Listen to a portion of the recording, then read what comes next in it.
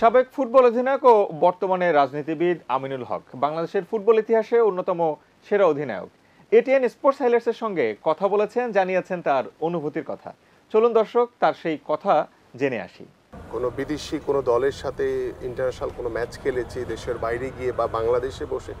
যখন আমাদের লাইন আপে দাঁড়িয়ে আমরা জাতীয় সঙ্গীত গাওয়া হতো, আমার সোনার বাংলা আমি তোমায় ভালোবাসি, এটার যে অন্যরকম একটি যে অনুভূতি, এই অনুভূতি আসলে ওই লাইন আপে দাঁড়িয়ে যারা ওই গানটি গেয়েছে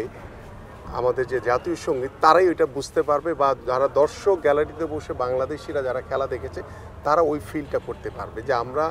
বাংলাদেশকে কতটুকু ভালোবাসি এবং সবার আগে আমাদের বাংলাদেশ, সেটাকে আমরা ফিল করেছি। তো কালের বিবর্তনে পর্যায়ক্রমে প্রত্যেকটি খেলোয়াড়ই লাইফেই কিছু ডিসিপ্লিন, কিছু ইনডিসিপ্লিন, কিছু বিষয় থাকে। বাট আমার কাছে মনে হয় যে আপনি যদি আপনার খেলা হোক বা যে কোনো কার্যক্ষেত্রেই হোক, যদি আপনি সর্বোচ্চ জায়গায় অ্যাচিভ করতে চান, কারণ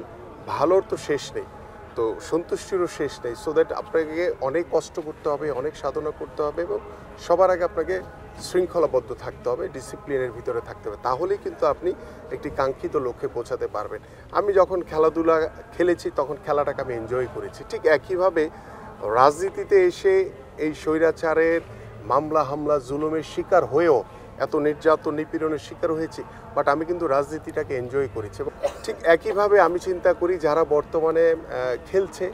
বাংলাদেশ টিম এবং দীর্ঘদিন পরে বাংলাদেশের ফুটবল নিয়ে একটি উত্তেজনা, উন্মাদনা তৈরি হয়েছে, সেটিকে আমাদের কাজে লাগাতে, আমাদের হামজা চৌধুরী বা আমাদের সামিদ সোম বা জামাল ভুঁইয়ার মতো অন্যান্য যারা বাংলাদেশি বংশোদ্ভূত বিদেশি খেলোয়াড় যারা বাংলাদেশে এখন খেলছে, এটা হয়তো আমরা সাময়িকভাবে আমাদের বাংলাদেশের ফুটবলকে অনেকখানি এগিয়ে নিয়ে যাবে। বাট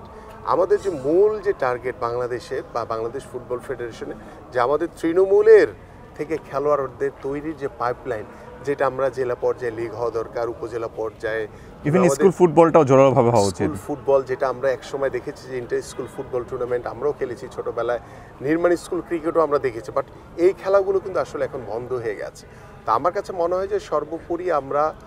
বাংলাদেশের ফুটবল এবং বাংলাদেশের স্পোর্টসকে নিয়ে যদি চিন্তা করি,